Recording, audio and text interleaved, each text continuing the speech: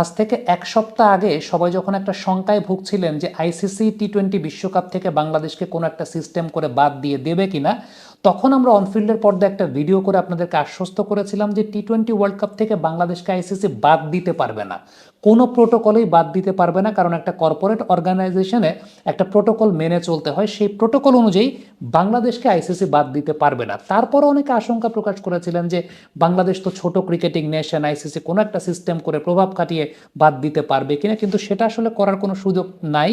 সেই বিষয়টা আমরা তুলে ধরেছিলাম আপনাদের সামনে। সকালবেলা আইসিসির প্রতিনিধি দল বাংলাদেশে আসছে, যতটুকু শুনতে পেরেছে একজন প্রতিনিধি নাকি আসছেন, ইন্ডিয়ান যিনি আইসিসির সিইও, তাকে বাংলাদেশের ভিসা দেওয়া হয়নি, যে কারণে তিনি আসতে পারছেন না। তার সঙ্গে কনভারসেশনটা হয়তো বা ভিডিও কনফারেন্সের মাধ্যমে হবে, কিন্তু মূলত এই মিটিংটা হবে বাংলাদেশ গভর্নমেন্টের সঙ্গে, ক্রীড়া মন্ত্রণালয়ের সঙ্গে, এবং সেই সঙ্গে হবে বাংলাদেশ ক্রিকেট বোর্ড বিসিবির সঙ্গে। রাতের বেলা হয়তো বা সেই প্রতিনিধি বিপিএল এর ম্যাচও দেখতে যেতে পারেন। এখন এই যে পুরো বিষয়টা, একটা ছোট্ট এক্সাম্পল আপনাদেরকে দিই, সেটা হচ্ছে আইসিসির যে বাৎসরিক রেভিনিউ শেয়ারটা হয়, সে বাৎসরিক রেভিনিউ শেয়ারে বাংলাদেশ সাউথ আফ্রিকার চাইতেও বেশি রেভিনিউ পায়। মানে বাংলাদেশ আইসিসির কাছ থেকে সাউথ আফ্রিকার চাইতেও বেশি টাকা আর্ন করে। এখন একটা বিষয় চিন্তা করে দেখেন, এই যে কে কত টাকা আর্ন করছে, এর মাধ্যমে কিন্তু আইসিসির কাছে কে কতখানি গুরুত্বপূর্ণ সেই বিষয়টা কিন্তু পরিলক্ষিত হয়। তার মানে আমি বলছি না যে সাউথ আফ্রিকার গুরুত্ব কম, আমি বলছি এই জায়গাটায় তার মানে আইসিসির কাছে সাউথ আফ্রিকার গুরুত্ব যতখানি, তার চাইতেও ওপরে বাংলাদেশের গুরুত্ব আছে। সো যারা বাংলাদেশকে আসলে আইসিসির কাছে মনে করেন যে বাংলাদেশ ছোট ক্রিকেটিং নেশন, ব্যাপারটা কিন্তু আসলে সেটা না। কারণ আপনি যদি প্রফিট শেয়ারিং মডিউলটাও লক্ষ্য করে দেখেন, তাহলে খেয়াল করে দেখবেন যে বাংলাদেশ সাউথ আফ্রিকার চাইতেও বেশি আর্ন করে। তার মানে টেকনিক্যালি ট্যাকটিক্যালি বাংলাদেশের গুরুত্ব আইসিসির কাছে সাউথ আফ্রিকার চাইতেও এই জায়গাটায় বেশি। এর অন্যতম বড় কারণটা হচ্ছে বাংলাদেশি ক্রিকেটের মার্কেটটা, বাংলাদেশের দর্শকদের যে জোয়ারটা, বাংলাদেশের ভিউয়ারশিপের যে জায়গাটা, সেটা কিন্তু সাউথ আফ্রিকার ক্রিকেটিং ভিউয়ারশিপের চাইতে বেশি। সো ওই যে আপনি যদি চিন্তা করেন যে আইসিসি ভ্যালু দেয় কোন কোন জায়গাগুলোতে, সেই জায়গাগুলোর পার্সপেক্টিভে বাংলাদেশকে বাদ দেওয়ার কিন্তু আসলে কোনো সুযোগ নাই, মানে বাদ দিতে পারবেন। আরেকটা বিষয়, বাদ যদি দিতেই চাইতো তাহলে তারা পাকিস্তানকে বাদ দিতে পারতো।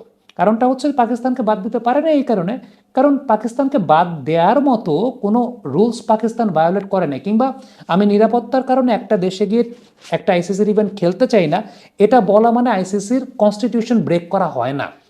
যদি হতো সেটা পাকিস্তানের ক্ষেত্রে হতো, আর আইসিসি যদি পারতো সেটা, যদি সেই সুযোগ থাকতো, পাকিস্তানের ক্ষেত্রেই তারা সেই কাজটা করতো। অথচ দেখবেন পাকিস্তান টি-20 ওয়ার্ল্ড কাপ খেলছে শ্রীলঙ্কাতে গিয়ে, অন্যদিকে এই যে লাস্ট মেয়েদের যে নারী বিশ্বকাপ হলো 50 ওভারে, সেখানেও কিন্তু পাকিস্তান তাদের সবগুলো ম্যাচ শ্রীলঙ্কাতে খেলেছে, তারা ইন্ডিয়াতে খেলে নেই। সো যদি বাংলাদেশকে কোনো সিস্টেম দিয়ে বাদ দিতে পারতো, তাইলে পরে সেটা তখনই বাদ দিয়ে দিত। দেখেন, আমরা বলিষ্ঠভাবে এই পদক্ষেপটা গ্রহণ করেছি, আমাদের যুব ক্রীড়া মন্ত্রণালয় ইনস্ট্রাকশন দিয়েছে, বাংলাদেশ ক্রিকেট বোর্ড সেই নেগোসিয়েশনে গেছে, সেই নেগোসিয়েশনটা আমরা করেছি দেখে আমরা আমাদের দাবি আদায়ের জায়গায় বলিষ্ঠ ছিলাম দেখেই কিন্তু ওই জায়গাটা আলটিমেটলি আমরা স্ট্যান্ডটা নিতে পেরেছি। এবং দেখেন, সবাই যেরকম ভয় পাচ্ছিলেন যে আইসিসি তো প্রভাব খাটাবে, এই করবে সেই করবে, যদি এতই সহজ হতো ব্যাপারটা, এখন আইসিসির প্রতিনিধি দল বাংলাদেশে আসে না, আইসিসির প্রতিনিধি দল বাংলাদেশে আসেন, এবং আইসিসি বাংলাদেশকে রিকোয়েস্ট করেছে তাদের চিন্তা ভাবনা একটু অন্যভাবে চিন্তা করার জন্য, যে মানে কনভিন্স করার চেষ্টা করেছে।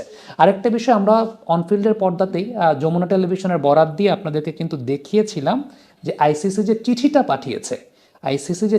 পাঠিয়েছিল, সেই চিঠিটা মানে আইসিসির যে নিরাপত্তা পর্যবেক্ষক দল বা আইসিসির যে নিরাপত্তা ম্যানেজার, তিনি যে চিঠিটা পাঠিয়েছিলেন, সেই চিঠিটা আরবার যদি আপনাদেরকে একটু দেখাই, সেখানেই কিন্তু আছে যে ডিসেম্বর মাসে এই বিষয়টি ইভালুয়েট করা হয়েছিল আইসিসির নিরাপত্তা পর্যবেক্ষক দলের, যে বাংলাদেশ দলের জন্য ইন্ডিয়ার মাটিতে গিয়ে খেলাটা মডারেট টু হাই রিস্কের মধ্যে পড়ে।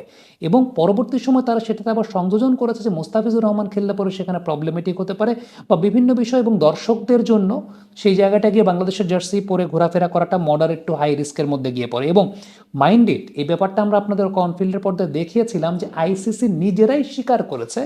তখন অনেকের মধ্যে অনেক সন্দেহ বা সংশয়ের জায়গা ছিল, তখন অনেকে আসিফ নজরুল সাহেবের কথা বলছিলেন যে আসিফ নজরুল সাহেব মিথ্যা কথা বলছেন কিনা, তিনি কি করেছে কিনা। কিন্তু দেখেন, পুরো বিষয়টা নিজেদের ইনফেরিয়রিটি কমপ্লেক্সে ভোগার আসলে কোনো কারণ নাই। এতদিন ধরে সবাই নিজেরা ইনফেরিয়রিটি কমপ্লেক্সে গিয়ে ভুগছিলেন, কিন্তু আমার কাছে মনে হয় যে অনফিল্ডের পর্দায় আজ থেকে এক সপ্তাহ আগে আপনাদেরকে দেখিয়েছিলাম যে বাংলাদেশকে বাদ দিয়ে এই ওয়ার্ল্ড কাপ করার কোনো আসলে চান্স নাই, বা এই ওয়ার্ল্ড কাপ করার কোনো, তাইলে তারা সেটা পাকিস্তানকে দিয়েই করতে পারতো। ওই শুটিংটা আমরা গাজীপুরের জেলা স্টেডিয়াম আছে সেই জেলা স্টেডিয়ামে দাঁড়িয়ে করেছিলাম। যারা সেই ভিডিওটা দেখেন না তারা সেটা আবার দেখে নিতে পারেন। আমরা কমেন্ট বক্সের প্রথম লিঙ্কে সেই ভিডিওটা দিয়ে দিচ্ছি, 1 সপ্তাহ আগের ভিডিও। আরেকটা বিষয়, যদি বিষয়টা এরকম ঘটে তাহলে বাংলাদেশ একটা উপায় আছে, সেটা হচ্ছে গ্রুপ সোয়াপ করা। আয়ারল্যান্ড যে গ্রুপে আছে সেই গ্রুপের সঙ্গে গ্রুপ সোয়াপ করা, খুব সম্ভবত সেদিকেই যাবে, সেদিকেই ব্যাপারটা খুব সম্ভবত যাচ্ছে বলে এখন পর্যন্ত আমরা আশা করতে পারি। কমেন্ট বক্সে আপনাদের মন্তব্য মতামত জানতে চাই।